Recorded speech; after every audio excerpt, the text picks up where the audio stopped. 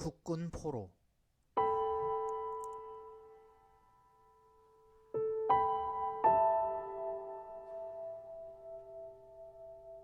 죽음의 행군. 포로들의 생활은 남이나 북이나 모두 비참했다. 그런데 북쪽의 사정이 더욱 비참했다. 거제도가 커피라면 중강지는 TOP. 한국전쟁 당시 국군 포로의 수는 총 8만 명 정도였는데 이들 중 3만 명이 도중에 사망하고 8천 명만 고국으로 돌아왔고 나머지 4만 명은 돌아오지 못했다. 당시 북한의 포로 수용소는 대부분 평안북도의 산간지역에 위치하고 있었는데 중강진, 강계, 만포, 수풍댐 일대가 대표적이었다. 겨울에 영하 40도까지 떨어지는 혹한의 땅. 포로들은 붙잡히면 전선에서 수용소까지 무조건 걸어서 이동해야만 했다. 때문에 행군 자체가 지옥이었다고 생존자들은 증언한다. 행군의 사진이다. 사는 것보다 죽는 것이 편했다.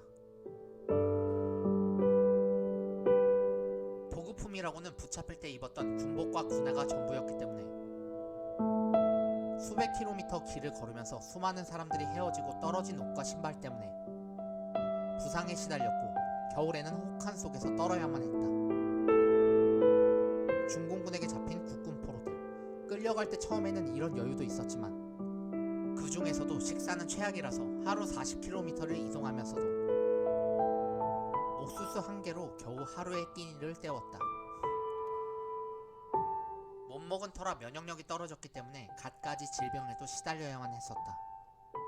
낙동강 전선에서 포로가 된 한 국군 포로는 이렇게 증언한다. 300명의 포로 중에서 수용소에 도착했을 때에는 생존자가 절반 정도밖에 되지 않았다.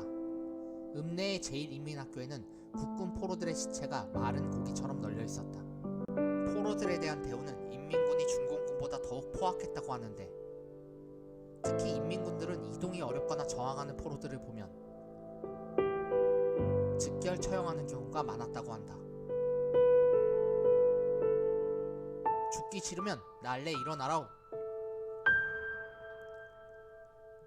또 이동하는 도중에 미군의 폭격으로 희생되는 경우도 적지 않았다. 국군 포로들의 생활. 포로 수용소에 도착하면 더 이상 행군을 하지 않아도 된다는 자체만으로 포로들은 한시름을 놓게 되었다. 그나마 걷지 않게 됐으니. 하지만 배고픔과 추위는 여전히 견디기 힘든 고통이었다. 수용소의 식사도 열악하기 마찬가지여서 아침과 저녁에 옥수수 75알 정도씩 2번 배급되는 게 전부였다. 헐, 알까지 셀 정도면. 때문에 제대로 일어설 수 있는 사람도 드물었지만 그런 와중에 몸이 성한 포로들은 노동력을 제공해야만 했었다. 차라리 죽는 게 낫겠어. 이런 상황에서 인민군의 설득 공작이 진행되었다. 죄를 씻고 인민군에 입대하라우.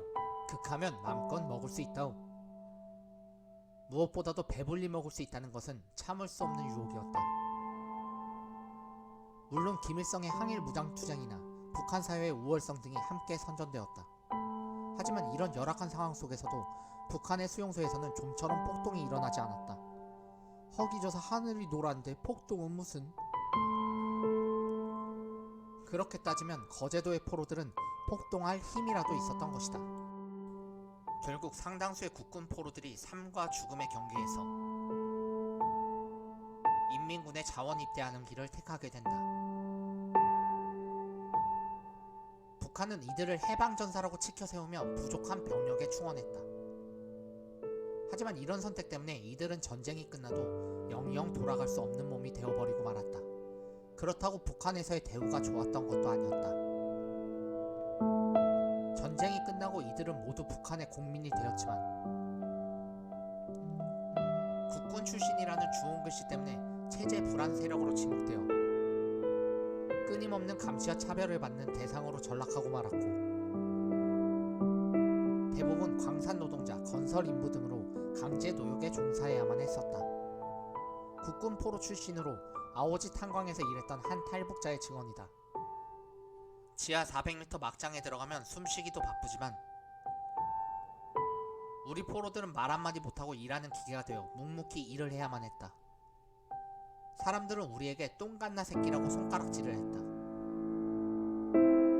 하지만 남한에서도 이들 국군 포로에 대한 시선은 좋지 못했다.